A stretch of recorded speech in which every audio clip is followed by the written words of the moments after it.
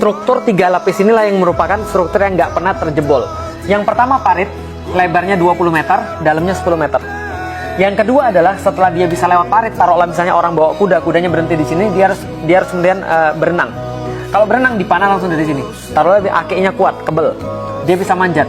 Di sini dia harus kemudian dilempar batu, lempar panah, lempar minyak dan segala macam, lempar api bakar.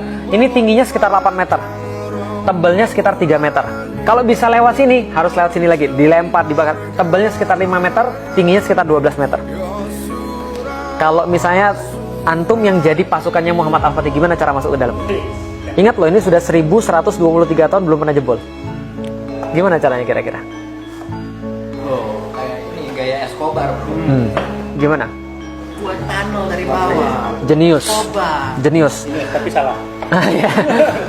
Orang Serbia itu paling pinter gali perak. Mereka buat kemudian tunnel ke sini untuk ke sini, tapi ternyata orang-orang Konstantinopel lebih pinter.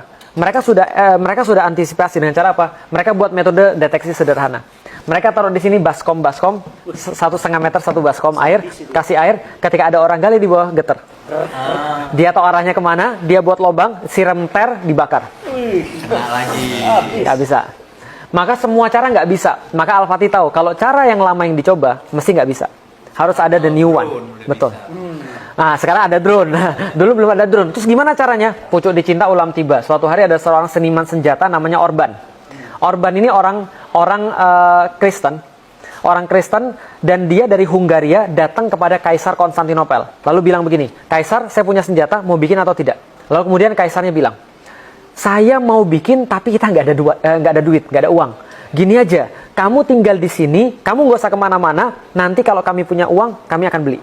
Ternyata apa terjadi? Nggak terjadi-jadi. Selama setahun, akhirnya dia pergi ke tempat Muhammad Al-Fatih lalu bilang begini, "Gue punya senjata nih bos, mau bikin nggak?" Penulisnya Muhammad Al-Fatih nulis kayak begini. Al-Fatih langsung berdiri terus bilang gini, "Kamu bisa nggak membuat sebuah senjata yang bisa melontarkan proyektil sebesar ini?" Al-Fatih kan jago fisika. Maka dia sudah ngitung, I sama dengan M kali A, impact sama dengan massa kali akselerasi.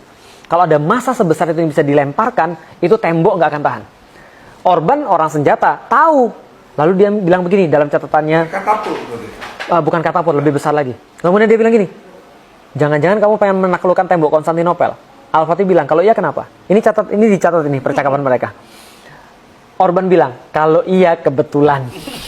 Gue sudah tinggal 1 tahun di sana. Nggak dibayar. Dan gue nggak dibayar, dan gue nggak diapa-apain, senjata gue nggak dibeli." Al-Fatih bilang, "Berapa yang kamu perluin?" "Saya perlu segini, saya bayar 4 kali lipat, buatkan bagi saya." Langsung dibuat oleh Orban. Ini kemudian senjatanya, namanya The Great Turkish Bombard.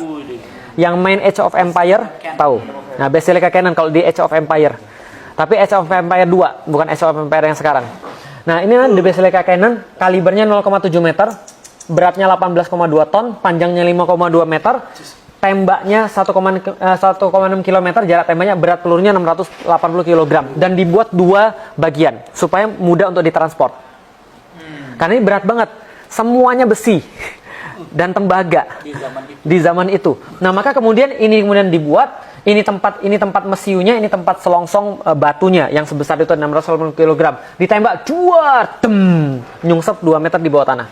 Al-Fatih bilang, "Bagus, tapi kurang. Kurang apa? Buatin ukuran 2 kali lipat."